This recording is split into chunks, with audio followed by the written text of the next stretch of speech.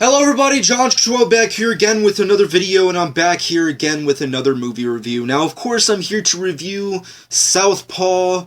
Now, of course, if you've not seen this movie, please check it out because this review may contain spoilers. That being said, let's get right into this movie. Now, first off, I need to make it perfectly clear that going into this movie, I had zero expectations or zero anticipation for this film for multiple reasons. Number one, ever since the get-go, I was never really interested in this kind of movie. Two, I saw the trailer, and that didn't really do it for me because it just felt like I don't know what is it with specific trailers that have been coming out lately, but they show way too much, and that Southpaw trailer basically told you the overall plot of the movie in that one trailer, and I just saw it and I was like, yeah, I'm not really interested in that. And then on top of that, I started to get reviews from people who saw it, and they were saying like, oh, well, this movie kind of sucks, and, you know, the only thing that drives this movie is Jake Gyllenhaal's performance. And as much as I like Jake Gyllenhaal, he's obviously a talented dude, and,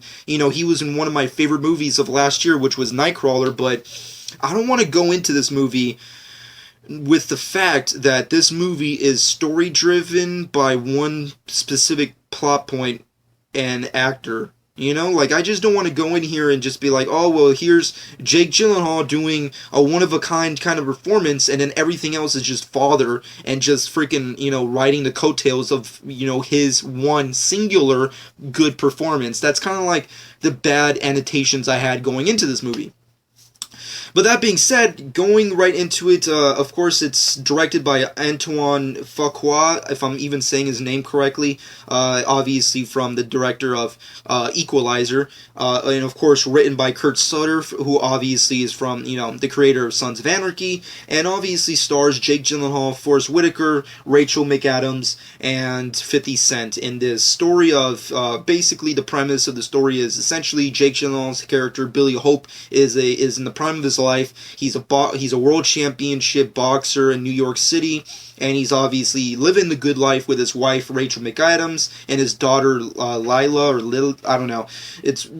The point is that he's living the good life. He's having an amazing time. You know, he has an awesome family. He came from nothing and made something out of himself. He's just at the top of his game. But then everything just goes right down the shitter as soon as this new up-and-comer boxer, who obviously has no real purpose in life other than just taunting, I guess, Jake Gyllenhaal's character, and I guess to play the crying game. I guess it's realistic enough, seeing as how most sports characters in movies and in real life always go on the offensive against each other. But that being said, you know, obviously, Jake Gyllenhaal's life goes right down the shitter. His wife dies in a confrontation with this new up-and-comer boxer. You know, he loses his house, he loses his friends, 50 Cent leaves him. I don't know how that happened, but whatever. His daughter, just forgets him and just doesn't even acknowledge him. He loses her to child services. He goes right down into abusing alcohol and drugs, and then everything has to go, obviously, seeing as how it's, you know, trying to be an optimistic movie, you have to go through turmoil and then come right back on top as, you know, the newest champion and fighting, you know, Rocky style to fucking train up and, you know, defeat the villain that was destroyed your life in the beginning and defeat him in the end, and, you know, everything's good. That's pretty much the premise of the movie. I know it's very dumbed down in the way I explained it, but that's pretty much the premise of the movie. And my main complaints, and I know I might get shit for this, but it has to go with the writing of this movie. I mean, Kurt Sutter is an awesome writer. I mean, he gave us Sons of Anarchy, which is hands down one of the best shows of the last decade, and he freaking destroyed with that show.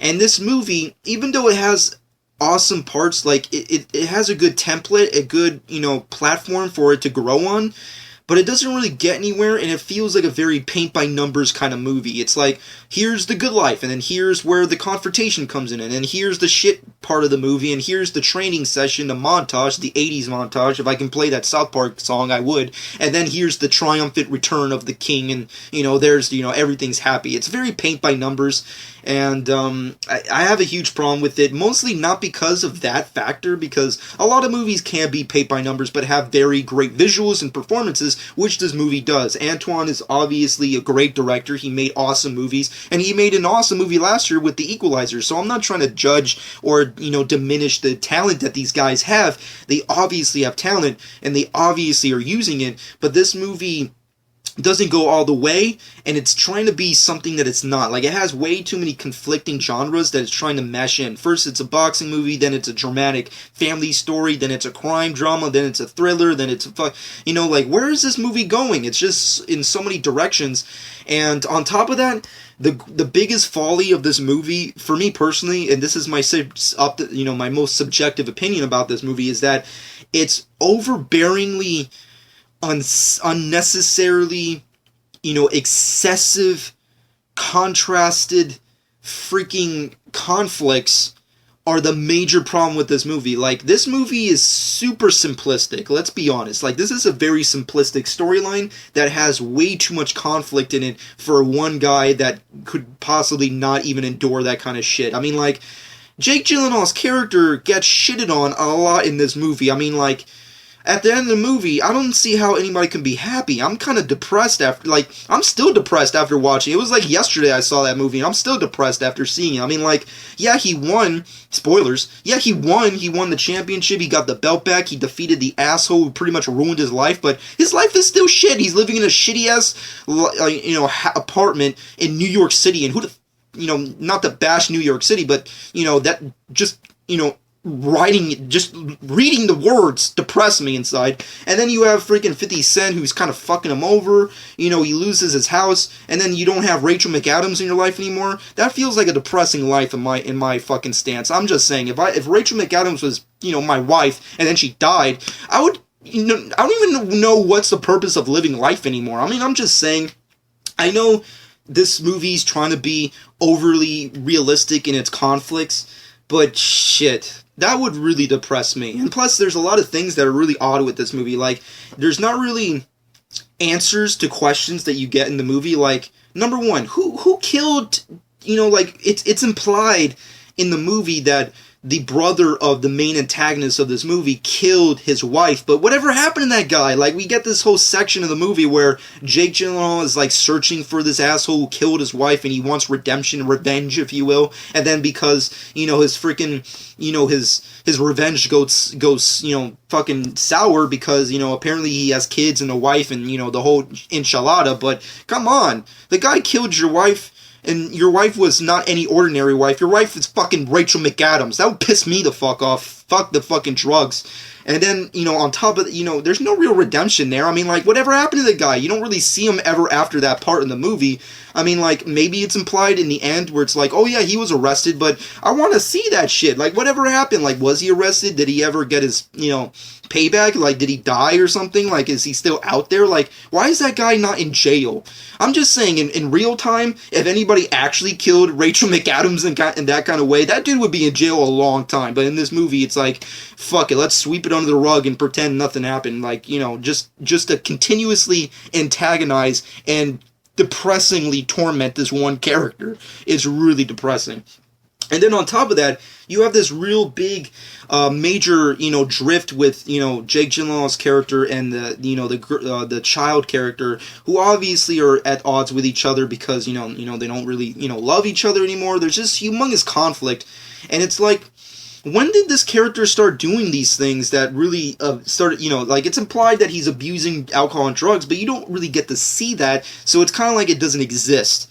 So it's just more, it's just piling up the shitter. That's what it is. It's just piling up this consistent conflicts that this character unnecessarily needs. And that's just my major problem with it. I'm not saying it's necessarily the most negative thing about this movie. I'm not saying that it destroys the movie by any stance, but it's my major problem with this movie. It's overly depressing for its own good. I mean, like, I'm just saying, that's a lot of fucked up shit to happen to one character for no apparent reason other than the fact that we want this really big, triumphant redemption for the character at the end of the movie. I mean, like, there's tons of boxing movies that do it at least somewhat superior. That's just my personal opinion. But that being, not even boxing movies, like fighting movies in general.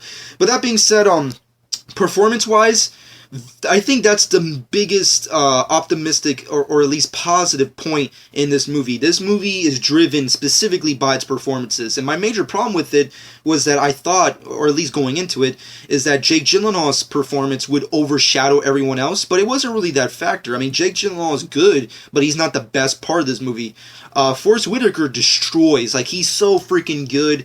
Although he has his points, like, I want to say, like, that one section, spoilers, when the kid that kind of dies, but you never see it, but it's implied. Like, God, like, now that I'm explaining it, there's a lot of implications in this movie that really make me just sour in the mouth and depressed again. But that being said, yeah, there's this like really big implication that, you know, this one kid died and it was his fault because he didn't really get the chance to change it, and so that's what encourages him to train Jake Gyllenhaal's character for this one big fight at the end of the movie. That was kind of like my big problem with his character, but other than that, like, this movie was awesome, specifically for those two characters. Like, if this movie, like, cut out Rachel McAdams dying, cut out child services taking away the child, cut out all the really overly depressing shit that went in this movie, and just kept this one really amazing movie with just Jake Gyllenhaal's character and Forrest Whitaker's character together talking, just going back and forth with each other, training for this one fight,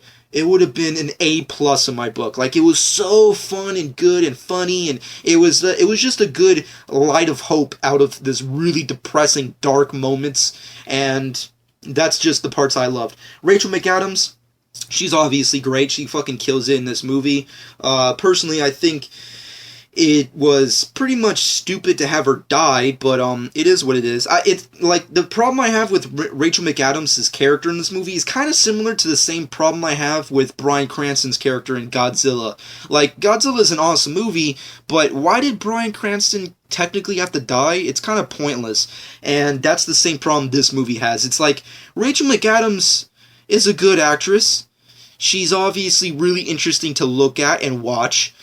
Why are you killing her so early in such a depressing way? Like, I just, you know, it's just like raping my eyes here.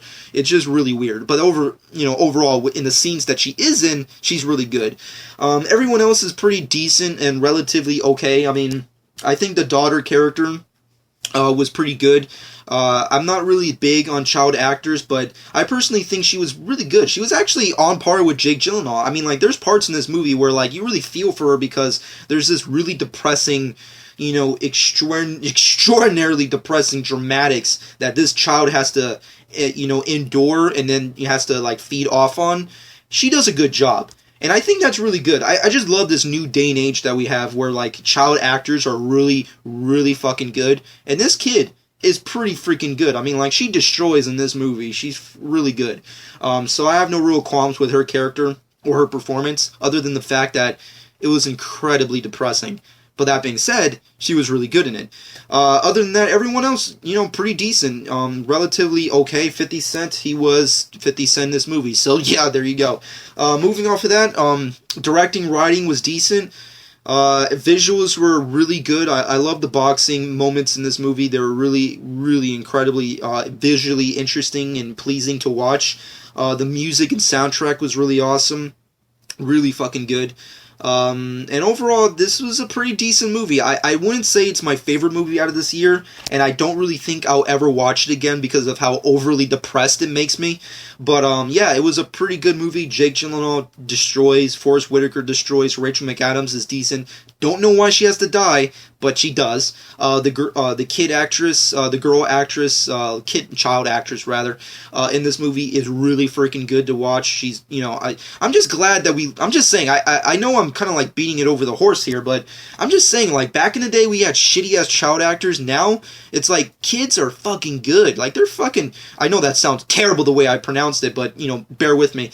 They're fucking awesome. They fucking destroy in these movies. Like, I'm just saying, like, over the course of the last, like, couple movies I've seen from, like, last year to now, every child actor that's in them is really freaking good, especially in these dramatic roles. Like, how can you do that? How do you freaking produce these kind of kids? Like, they're freaking good actors, and they're on par with A-list actors. I mean, Jake Gyllenhaal is an A-list actor, and this kid is, like, on par with him. I mean, it's really interesting to look. I mean, like, if there's anything that really doesn't draw you into this movie going in, at least the acting, performances, and the visuals, and more than likely the soundtrack will obviously get you hooked in. Everything else is kind of like is kind of mediocre at the most, like directing and writing and pretty much everything else like that is pretty much mediocre, but all this other stuff is really on par.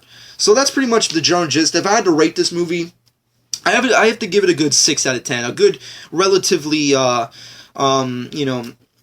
good, pretty decent rating. I mean, like, originally I was going to give it a lower rating because of how depressed it made me, but after thinking about it and, looking back at, rewatching in my head and, like, looking back at it in retrospect, it's a good, decent movie. Is it the best movie of the year? Not really. Is it a movie that makes me want to go watch it again? Probably not. I'll probably listen to the soundtrack again, but that being said, I don't really see anything else from me watching this movie. I mean, Southpaw, decent movie, not the best out of any of these, great, talented people's filmographies, but decent flick of the year. Personally, let me know what you personally thought about it in the comment section below. What did you think about the writing and directing, the visuals, the boxing, the premise, the story, Jake Gyllenhaal's character, Forrest Whitaker, Rachel McAdams? Do you think she had to die? Do you think it was necessary? Let me know what you think about the child actress's performance. If I'm not mistaken, I think her name is Una Lawrence. I think that's her name, if I'm pronouncing that correctly. So she was actually, other than Jake Gyllenhaal and Forrest Whitaker, she was like my third favorite character in this movie. She was awesome. And that being said, that's pretty much the general gist. Also, before I end this little video review of this movie, really interesting side note. This movie is really odd in the way it's portrayed, specifically through one character, and one character only, and that's Jake Gyllenhaal. Because when I was watching the movie, and I couldn't really explain it, I was like, why is Jake Gyllenhaal's performance so out of nature of what his regular performance that he would put in this movie? Like, it felt very odd. And I researched it, and apparently Eminem was originally supposed to play Jake Gyllenhaal's part in this movie. Like, for those of you who don't know, back in like the early, I want to say 2010, 2011, when this movie was being, acquired and Kurt Soder was writing this movie, he wrote this movie and this specific character specifically for Eminem because he was the main part of this leading role. Like, this was supposed to be, I guess, Eminem's return to acting, like this, like legitimate acting, if you will. Like, this is supposed to be like his specific secondary legitimate role since 8 Mile. Seeing as how I don't really consider the performances he did in the past really relatively good because he's basically just playing himself, so it's not really a character. But like, this was supposed to be his second role in a major movie. And after hearing this, going back and listening and watching Jake Gyllenhaal's performance, it's very obvious. Like, and I remember I even said it, and I'm not bullshitting. Tell me if you believe this, if you watched the movie during the movie and you were thinking in your head when you were looking at Jake Gyllenhaal's performance and not thought, why the hell is Jake Gyllenhaal talking like Eminem? Like, I kept saying that to myself when I was watching that movie, and I'm not bullshitting. I literally said that in my head when I was watching that. Like, there's a specific sequence, like, after the first fight in the movie, and Jake Gyllenhaal and Rachel McAdams are discussing stuff in the room, in this overly exaggerated, over-the-top house, and they're discussing, like, oh, what's the future going to be? Like, what are you, just piling up the conflict, because you know how much Kurt Soder just loves piling up shitty conflicts in this movie. But overall, they're, like, discussing, like, what's going to be the future, like, you can't keep this going, and all that bullshit, and then they have sex, which is, I guess, good before, the calm before the storm, if you will. But when I was watching that sequence, and he's talking, it's like, he's not Jake Gyllenhaal, and he's not this character. He's Eminem. And I guess that's another real big, fail with this movie, is that he's not really doing his own kind of performance. He's kind of like doing a performance that Eminem would have put. Not that I'm trying to bash Gyllenhaal's performance. He did a good job, but that's how it felt to me.